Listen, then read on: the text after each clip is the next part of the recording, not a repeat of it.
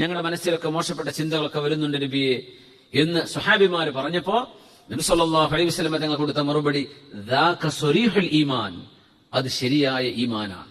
പറഞ്ഞാൽ എന്റെ ഈമാനിനൊരു കുഴപ്പമുണ്ട് എന്നൊരു മനുഷ്യന് തോന്നുന്നത് യഥാർത്ഥ ഈമാനാണെന്നാണ്. എനിക്കെന്തോ കുഴപ്പമുണ്ടല്ലോ, ചിലർക്ക് അങ്ങനെ പറയും, എനിക്കൊന്ന് കാണണം, ഒന്ന് സംസാരിക്കണം, എന്തേ ഒന്നും എന്റെ ഈമാനൊന്നും ശരിയായിട്ടില്ല, അങ്ങനെയൊക്കെ തോന്നുന്നു. അങ്ങനെയൊക്കെ നമ്മൾ ചിന്തിക്കുന്നത് ദാക സ്വരീഹുൽ ഈമാൻ, അത് വ്യക്തമായ ഈമാൻ തന്നെയാണ്.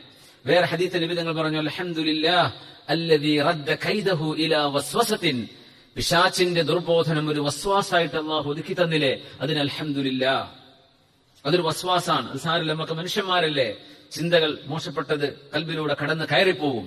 നമ്മൾ പറയും വേണ്ട, അതനുസരിച്ച് ചെയ്യും വേണ്ട, നമ്മൾക്ക് മനുഷ്യരാണ്. അതുകൊണ്ട് ചീത്ത ചിന്തകൾ കടന്നു പോകും. നിസ്കരിക്കാൻ വരെ മോശപ്പെട്ട ചിന്തകൾ കടന്നു വന്നേക്കാം.